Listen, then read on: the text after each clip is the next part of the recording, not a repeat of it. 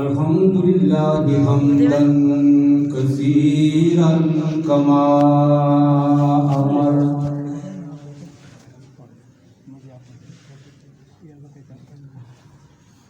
ونشهد أن لا إله إلا الله وحده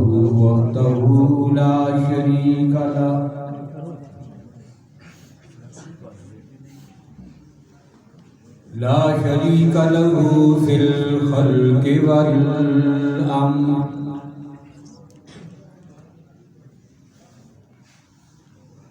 إرغاما لمن جحد به وكفر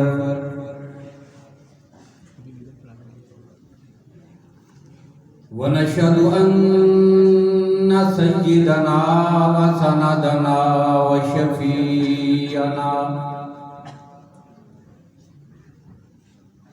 وشفيعنا محمدا عبده ورسوله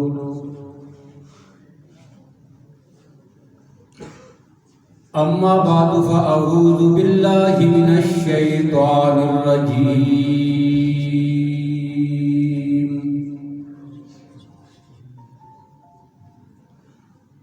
بسم الله الرحمن الرحيم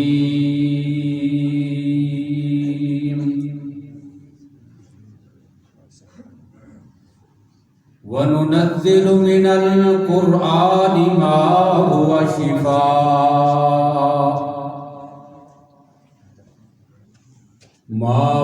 شفاء ورحمة للمؤمنين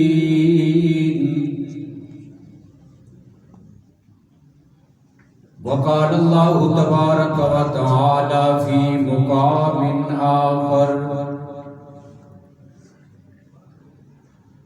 ونزلنا عليك الكتاب تبيانا لكل شيء وهدى ورحمة وبشرى للمسلمين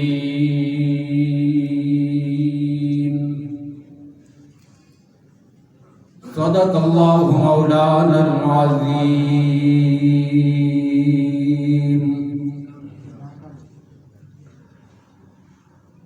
اللهم صل على محمد وعلى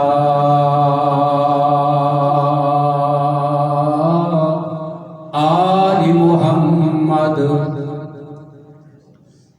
بعدد من قعد وقام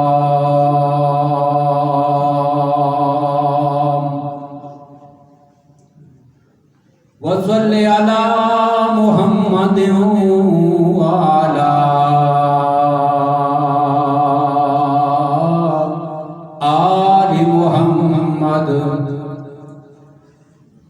بعدد من صلى وصام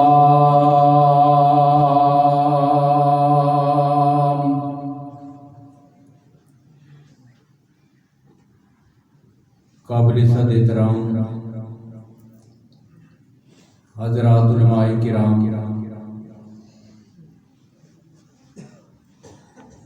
قابل قدر بزرگوں، بھائیوں، عزیز دوستوں،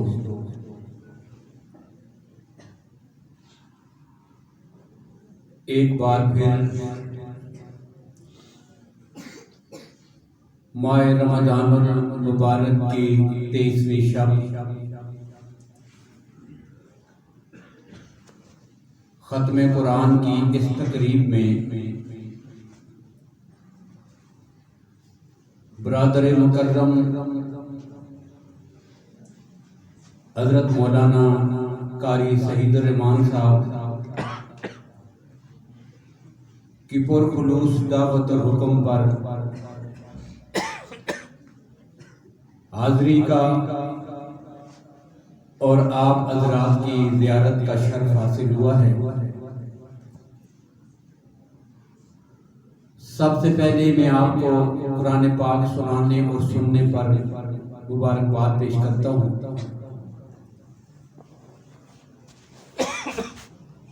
اختصار کے ساتھ مختصر وقت میں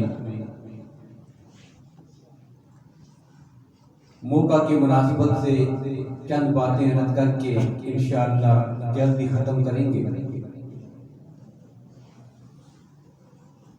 مجھ سے قبل آپ نے علماء کرام کے ملفوظات، نعت خوان حضرات سے ان کا کلام بھی سماعت فرمایا ہے،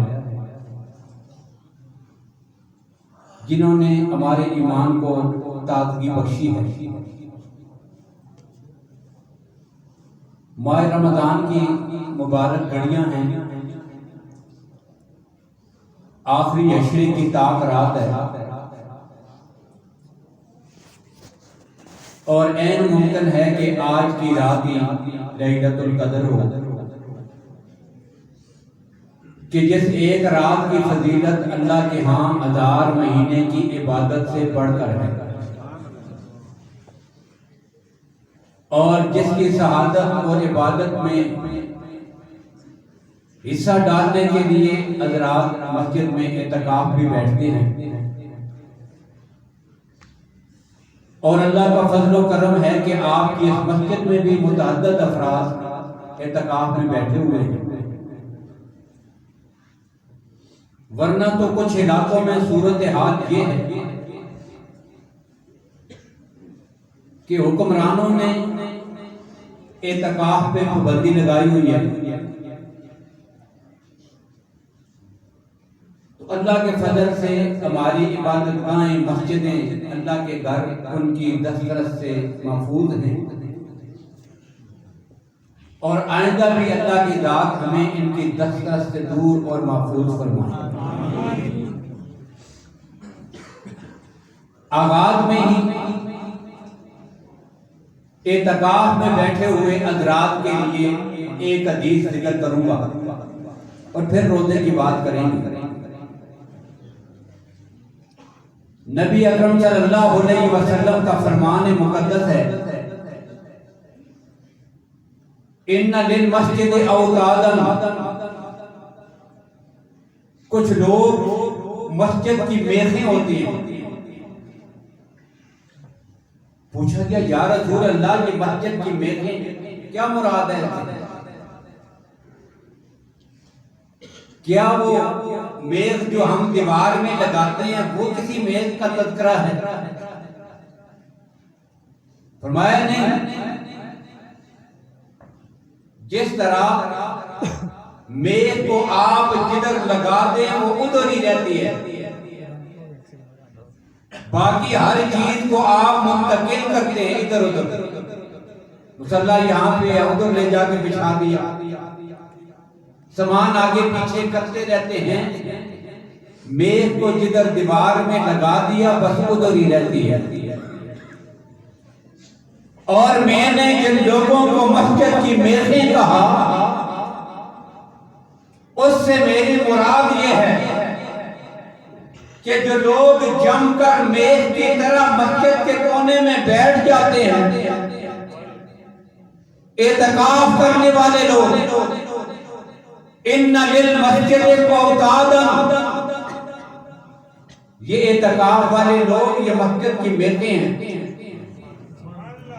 یا رسول اللہ انہیں ملے گا کیا؟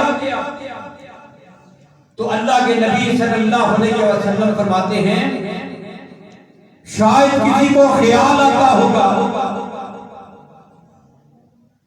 کہ اعتکاف میں آگے بیٹھ گیا ہے، باہر ہوتا دوستوں کے ساتھ بیٹھتا، گپ شپ ہوتی، بھائیوں کے ساتھ بیٹھتا، والدین کے پاس ہوتا، بچوں کے پاس ہوتا، اب سب کو چھوڑ چھاڑ کر اللہ کے گھر میں اس کے دروازے پہ آگے بیٹھ گیا ہے، تنہا ہے۔ اللہ کے نبی فرماتے ہیں کہ اسے تنہا مت سمجھو، الملائکۃ جلساؤہم، اللہ آسمانوں سے فرشتے بھیجتے ہیں، وہ ان کے پاس آ کے بیٹھتے ہیں۔ تمہارے پاس گھر میں بھائی بیٹھے گا، دوست بیٹھے گا، باپ بیٹھیں گے، بچے بیٹھیں گے، ان کے پاس اللہ کے بھیجے ہوئے فرشتے آ کے بیٹھتے ہیں۔ اور پھر 10 دن گزر گئے، عید کا چاند نظر آ گیا، اب کیا ہوا؟ آپ نے بستر اٹھایا اور گھر پہنچے. اب فرشتے روزانہ آپ کے پاس جو آتے تھے اب بھی آئے. آگے دیکھا ادھر تو کوئی نہیں، اور بستر اٹھا کے گھر چلے گئے. اب اللہ کے نبی صلی اللہ علیہ وسلم فرماتے ہیں وَإِذَا غَابُوا يَفْقُدُوهُمْ، جب آگے دیکھا انہیں غائب پایا، تلاش کرنے کے لیے گاؤں کی گلیوں میں گھومنے لگتے ہیں. یہ اتنی عظمت والے لوگ ہیں جن کو تلاش کرنے کے لیے فرشتے گلیوں میں ان کے پیچھے پیچھے پھرتے ہیں. بتاؤ کتنی بڑی عظمت ہے. اور پھر اگلی بات، تم میں سے اگر کوئی بیمار پڑ جائے، کہتے ہو میرا بھائی میرا علاج کرے گا، وہ میری عیادت کرے گا، مجھے دیکھنے کے لیے دوست آئے، میرے محلے کے لوگ مجھے دیکھنے کے لیے عیادت کے لیے آئے. اللہ فرماتے ہیں کہ لوگ مجھے اتنے پسند ہیں، اب ان کی عیادت کے لیے میں آسمانوں سے فرشتے نازل کرتا ہوں. پھر تم کہتے ہو ہم پریشانی میں مبتلا ہوں گے، بھائی مدد کرے گا، محلے والے مدد کریں گے، وہ میرے ساتھ کھڑے ہوں گے، وہ تعاون کریں گے. اللہ کے نبی فرماتے ہیں یہ لوگ اللہ کو اتنے پسند ہیں، جب ان پہ کوئی مشکل آتی ہے تو ان کی مدد کے لیے اللہ آسمانوں سے فرشتے نازل کرتے ہیں. یہ تو فضیلت ہے اس اعتکاف کی کہ جس کے لیے آپ کے حضرات مسجد میں بیٹھے ہوئے ہیں. اللہ تعالیٰ جہاں بھی مسلمان اعتکاف میں بیٹھے ہیں سب کے اعتکاف کو قبول فرمائے اور ان کی دعاؤں میں ہم سب کا حصہ بھی شامل فرمائے. تو رمضان کا مہینہ ہے، دن کی بہت بڑی عبادت جس کو ہم روزہ کہتے ہیں. اب روزہ کیا ہے؟ تو نبی اکرم صلی اللہ علیہ وسلم فرماتے ہیں ایک بات یہ ارشاد فرمائی کہ روزے کے عمل کی وجہ سے تم اپنے رب کے اتنا قریب ہو جاتے ہو کہ پھر اللہ فرماتے ہیں لَخُلُوفُ فَمِ الصَّائِمِ أَطْيَبُ عِندَ اللَّهِ مِنْ رِيحِ الْمِسْكِ، اس کے منہ سے جو بو آتی ہے وہ بھی میرے نزدیک جنت کی ساری خوشبوؤں سے اعلیٰ. متعدد معنی لکھے ہیں محدثین نے، میں تشریح میں نہیں کہتا، وقت نہیں، صرف ایک معنی پہ بات کر رہا ہوں. کیا مطلب اس کا؟ کہ جب کوئی آدمی کسی کے ساتھ محبت کرتا ہے تو پھر محبت کرنے کی وجہ سے اس کے عیب بھی انسان کو ہنر نظر آتے ہیں.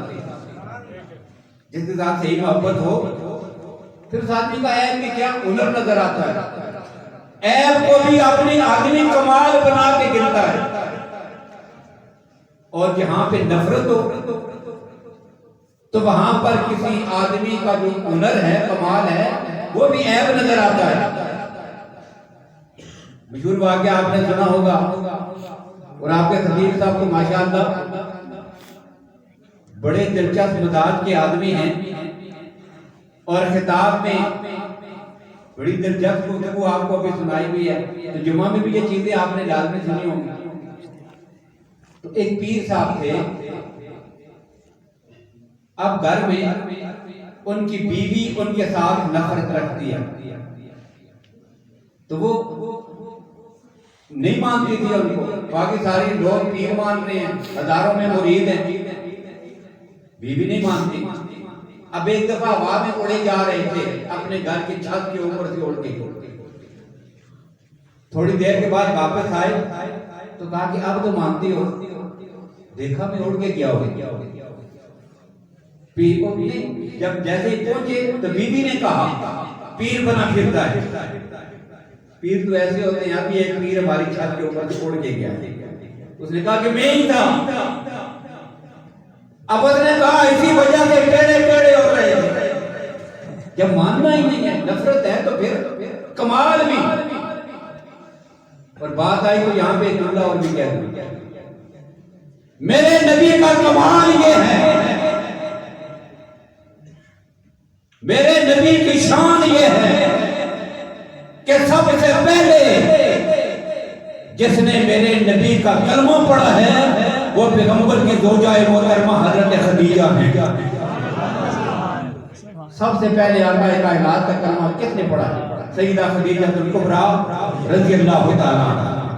اللہ کے نبی آئے واپس پہلی وحی نازل ہوئی، پریشان حال، ضمنونی خشیت علی نفسی، تو اللہ کے نبی کی تسلی دیتی ہیں کلا واللہ لا یحزنک اللہ ابدا انک لتحمل الرحم وتحمل القلب وتکسب المعدوم وتقری الضیف وتعین علی نوائب الحق۔ اور سب سے پہلے پیغمبر کے چہرے کو دیکھ کے جس نے میرے نبی کا کلمہ پڑھا وہ سیدہ خدیجہ ہے۔ تو اللہ کی ذات کیا فرماتے ہیں کہ تم جس کو عیب کہتے ہو یہ بندہ روزے والا میرا اتنا محبوب بن گیا ہے کہ اس کے منہ سے آتی تو بدبو ہے لیکن مجھے لگتے خوشبو ہے۔ اتنا قربا ہے۔ اور کل قیامت کا دن ہوگا، اللہ کے نبی صلی اللہ علیہ وسلم فرماتے ہیں کہ اللہ کی ذات نے فرمایا کہ روزہ میرے لیے ہے وَأَنَا أَجْزِي بِهِ، اس کا بدلہ میں خود دوں گا۔ اب یہ جو بات ہے اس کا بدلہ میں خود دوں گا۔ کیوں؟ بہت ساری وجوہات لکھی پھر محدثین نے۔ روزہ میرے لیے ہے۔ اب یہاں پر پہلی بات تو یہ ہے کہ جتنی ہم عبادات کرتے ہیں وہ کس کے لیے؟ وَلِلَّهِ عَلَى النَّاسِ حِجُّ الْبَيْتِ مَنِ اسْتَطَاعَ إِلَيْهِ سَبِيلًا۔ لِلَّهِ عَلَى النَّاسِ، آج کس کے لیے؟ قُلْ إِنَّ صَلَاتِي وَنُسُكِي وَمَحْيَايَ وَمَمَاتِي لِلَّهِ، میری زندگی بھی، میری موت بھی، میری قربانی بھی، میری نمازیں بھی کس کے لیے؟ اللہ کے لیے۔ جب ساری باتیں اللہ کے لیے تو پھر روزے کی تخصیص کیا ہے؟ اللہ کہتے ہیں صوم اور یہ روزہ میرے لیے۔ اب اس کو خاص کر کے تو اللہ نے ذکر کیا کہ یہ میرے لیے ہے۔ ایک وجہ یہ ہے کہ روزے میں ریاکاری نہیں ہو سکتی، دکھاوا نہیں ہو سکتا۔ اور یاد رکھیے ریاکاری وہ عمل ہے کہ جب بھی کسی بڑی کی بڑی عبادت کے پیچھے آئے گی اس کو تباہ و برباد کر کے چھوڑ دے۔ اللہ کے نبی صلی اللہ علیہ وسلم نے دجال کا ذکر کیا صحابہ کرام کے سامنے، بہت بڑا فتنہ ہے اور جس کے بالوں پر آج پوری دنیا میں نکل رہے ہیں دجال کے فتنے۔ یہ دجال کا بڑا فتنہ، اللہ کے نبی سے پناہ مانگا کرتے تھے، وَأَعُوذُ بِكَ مِن فِتْنَةِ الْمَسِيحِ الدَّجَّالِ۔ اب اللہ کے نبی نے اس کا ذکر کیا، صحابہ بڑے پریشان، اس فتنے سے ڈرے ہوئے، خائف سہمے ہوئے بیٹھے۔ اللہ کے نبی تشریف لائے، صحابہ کیوں ڈرے ہوئے ہو؟ عرض کہ یا رسول اللہ آپ نے دجال کا ذکر جو کر دیا۔ اللہ کے نبی نے فرمایا واقعی ڈرنے کا فتنہ ہے، لیکن اس سے بھی بڑی ڈر کی چیز بتاؤں؟ پوچھا یا رسول اللہ وہ کیا ہے؟ آپ نے فرمایا کہ ریاکاری یہ دجال کے فتنے سے بھی بڑا فتنہ ہے۔ تو روزے میں ریاکاری نہیں ہو سکتی، اس لیے اللہ نے فرمایا روزہ میرے لیے۔ اور ایک مفہوم محدثین نے یہ بھی لکھا کہ کائنات میں کہیں بھی کبھی بھی کسی مذہب میں یہ جو غیر اللہ کی عبادت کرنے والے ہوئے ہیں، بتوں کی عبادت کی، پرستش کی، چاند سورج کی عبادت کی، یہ غیر اللہ کی پرستش ہوئی، بتوں کو پوجا، لیکن عبادت کے لیے وہی طریقے اور رنگ استعمال کیا کہ جو مسلمانوں کی عبادات کے رنگ ہیں۔ بتوں کے سامنے ہاتھ باندھ کے کھڑے ہوئے ہوئے، بتوں کے سامنے جھکتے رہے، بتوں کے سامنے سجدے کیے، بتوں کے نام کے نظر و نیاز مانی، غیر اللہ کے نام کے وظیفے پڑھے، غیر اللہ کے گھروں اور مزاروں کے طواف کیے۔ یہ غیر اللہ کی عبادت ہوئی ہے کائنات میں۔ یہ سارے نام کیا ہیں؟ کہ عبادت کے یہ سارے مظاہر صرف اللہ کے لیے ہونے چاہیے تھے، یہ اسلام سکھاتا ہے۔ قیام بھی اللہ کے لیے، رکوع بھی اللہ کے لیے، سجدہ بھی صرف اللہ کے لیے، اور نظر و نیاز بھی صرف اللہ کے لیے، اور طواف بھی صرف اللہ کے گھر کا۔ لیکن یہ ساری مسلمانوں کی عبادت کے رنگ غیر اللہ کی عبادت کے لیے اختیار کیے گئے۔ اور کمال کی بات بتاؤں، ساری عبادات میں، کائنات میں روزہ ایک ایسی عبادت ہے کہ جو غیر اللہ کے لیے کائنات میں کبھی نہیں رکھا۔ کبھی نہیں ہوا کہ کسی ہندو نے بدھ کے نام پہ روزہ رکھا ہو۔ چاند سورج ستاروں کی پوجا کرنے والوں نے ان کی رضا کے لیے روزہ رکھا ہو۔ اس لیے اللہ فرماتے ہیں یہ وہ عبادت ہے کہ جو مشرکوں کی دسترس سے باہر کائنات میں اگر ادا کی گئی ہے تو صرف میرے لیے۔ اس لیے اللہ نے فرمایا الصوم لی، یہ روزہ صرف میرے لیے ہے۔ اب مطلب سمجھ آیا؟ اب تیسری بات، روزہ صرف میرے لیے ہے۔ کل قیامت کا دن ہوگا، میدان محشر میں اللہ کے نبی فرماتے ہیں کہ ایک آدمی آئے گا اور پہاڑوں جتنی نیکیاں لے کے وہ آئے گا۔ اب جب اللہ کے دربار میں جب کھڑا کیا جائے گا، ایک آدمی اللہ کے دربار میں حاضر ہوگا، یا اللہ قد شتم ھذا، اس نے دنیا میں مجھے گالیاں دی تھی، اب اس کو بدلہ اللہ دربار ہے، اور وہاں پہ پیسوں کا حساب و کتاب تو ہے نہیں، اب بدلہ کیسے دلوایا جائے گا؟ اللہ فرمائیں گے جتنی اس نے زیادتی کی ہے فرشتوں اتنی نیکیاں کی اٹھا کے اس سے قبول کر، اس کو راضی کیا، وہ چلا گیا، پیچھے دوسرا آ گیا، قد ضرب ھذا، اس نے مجھے مارا تھا، اب کچھ نیکیاں اس کو دے دی، پیچھے ایک اور آ گیا، قذف ھذا، اس نے مجھ پہ الزام لگایا تھا، بہتان باندھا تھا، کچھ نیکیاں اٹھا کے اس کو دے دی گئی۔ ایک اور آ جائے گا، اخذ مال ھذا، دنیا میں میرا مال غصب کر لیا تھا، جگہ غصب کر لی تھی، زمین چھین لی تھی، میرا حق کھا لیا تھا، کچھ اس کو دے دیا جائے گا۔ اور پھر کیا ہوگا؟ اللہ کے نبی فرماتے ہیں اس کی ساری نیکیاں ختم، مطالبہ کرنے والے ابھی باقی ہوں گے۔ اب کیا ہوگا؟ اب تو دینے کے لیے نیکیاں بھی نہیں بچی، اب اللہ فرمائیں گے کہ جو بھی مطالبہ کرنے والا ہے ان کے تھوڑے تھوڑے گناہ اٹھا کے اس پہ ڈالتے جاتے۔ اب اللہ کے نبی فرماتے ہیں پہاڑوں جتنی نیکیاں لے کے آیا تھا اور حقوق العباد کو ضائع کرنے کی وجہ سے پہاڑوں جتنے گناہ لے کے جہنم میں داخل کر دیا جائے گا۔ یہ حقوق العباد کا معاملہ بڑا سخت ہے۔ اور پھر اب یہ جو جملہ ہے اس کی تشریح کر رہا ہوں۔ اللہ کے نبی نے فرمایا، اللہ فرماتے ہیں الصوم لی، روزہ میرے لیے ہے،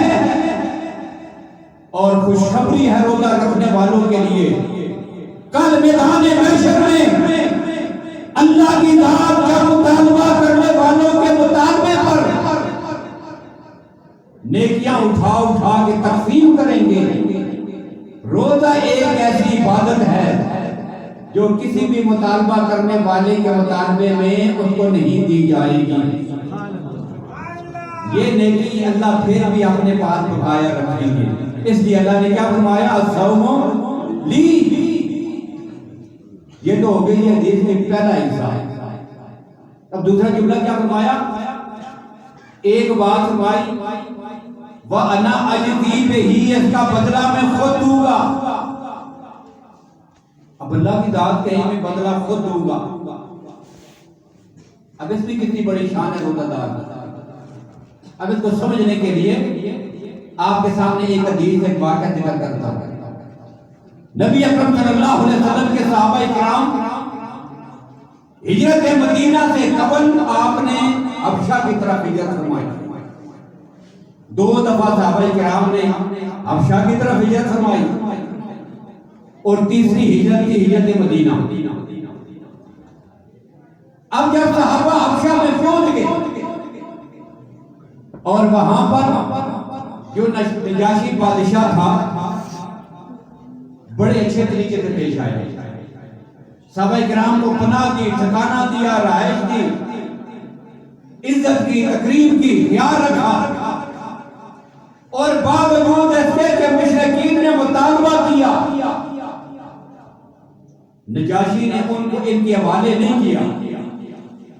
اب یہ سارا کچھ اللہ کے نبی ملاحظہ فرما رہے تھے، ساری معلومات ہو رہی تھی، دیکھ رہے تھے۔ یہ دور گزر گیا،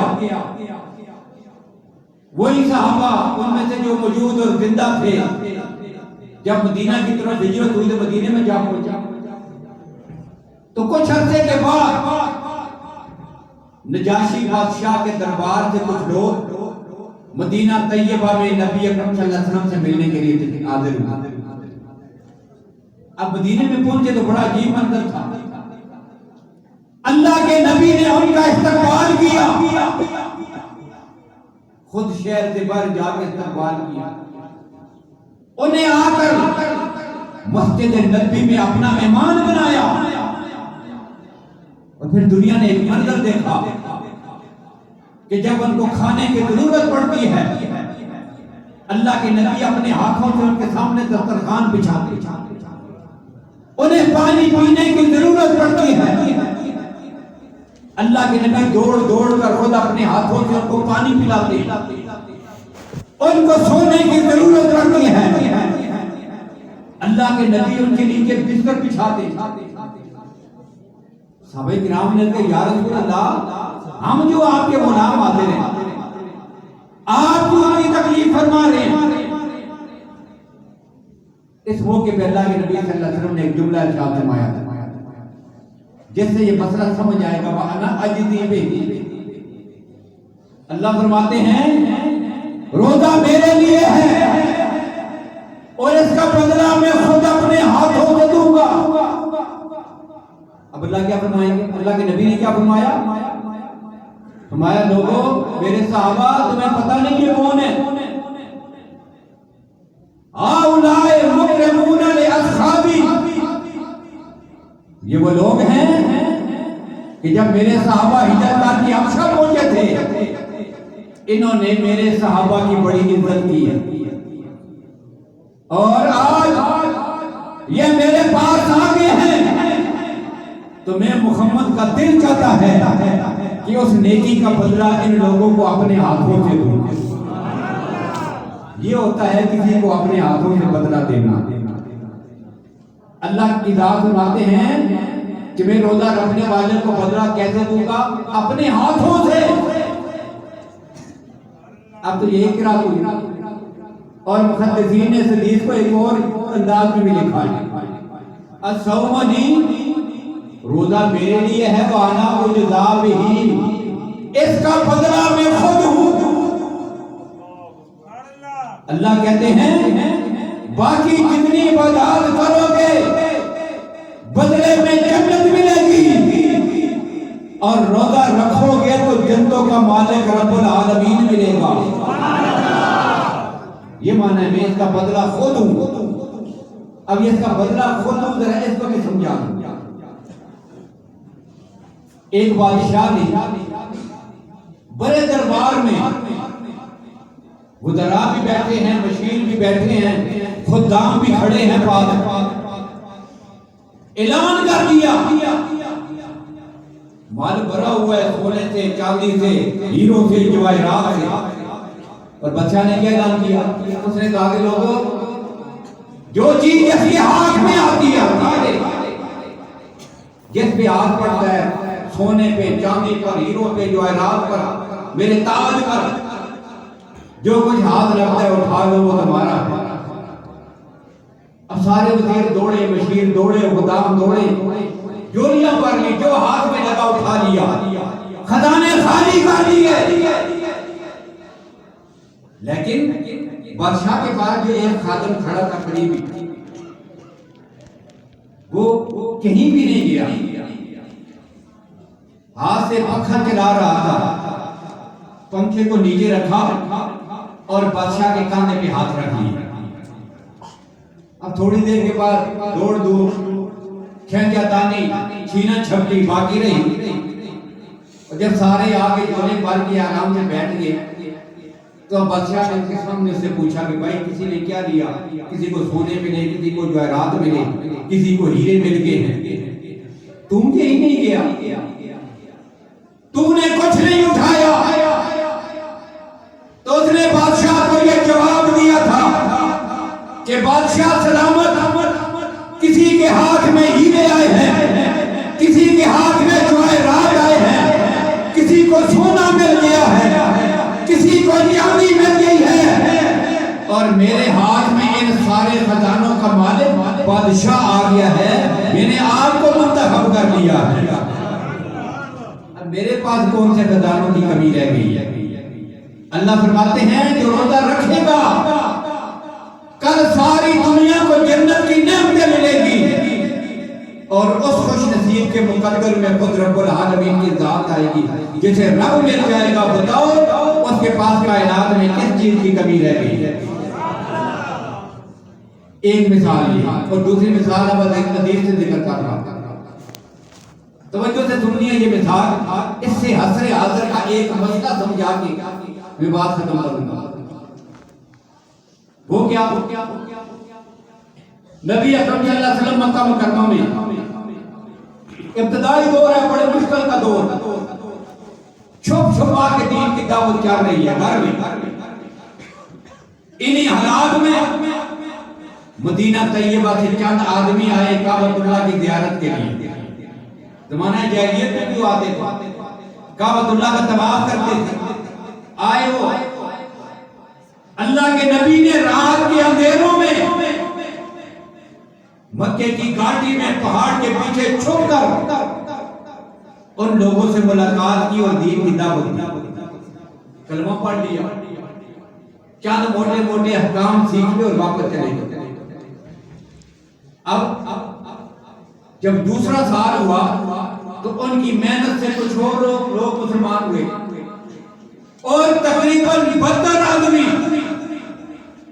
آئے اور رات کو پھر چھوڑ کر گھاٹی میں آقا کائنات کے ہاتھ پہ ہاتھ رکھ کر بیعت کے مسلمان ہوئے۔ اس کو بیعت حقبہ کہتے ہیں۔ اب انہی بیعت کرنے والوں میں خوش قسمتی سے پورا ایک خاندان اور گھر آ گیا، گھر کے سارے آدمی،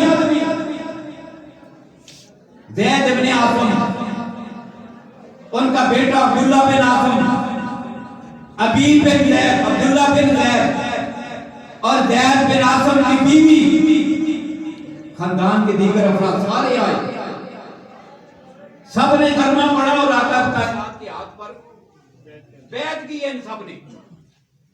اور ان آنے والے پورے گھرانے میں جو ایک تھا جس کا نام حبیب ابن زید ہے،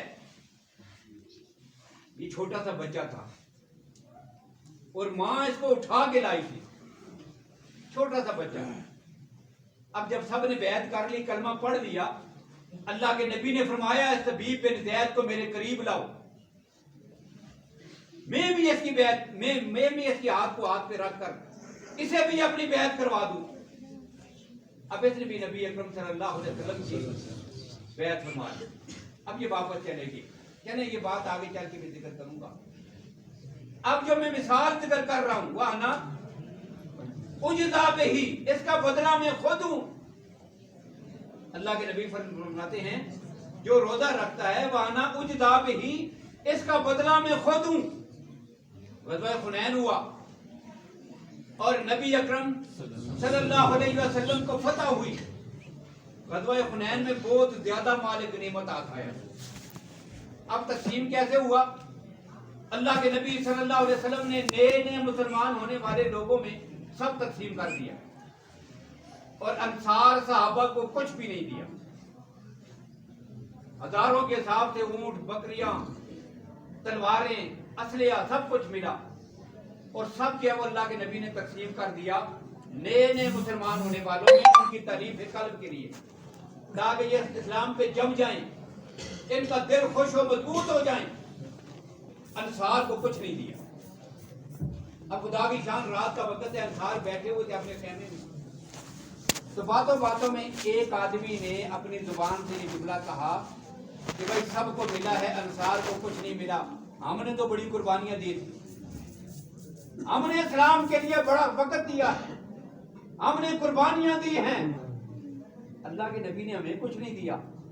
تو سعد ابن معاذ جو انصار کے سردار تھے وہ وہاں بیٹھے تھے، انہوں نے کہا یہاں کسی کو بات کرنے کی اجازت نہیں، صبح میں اللہ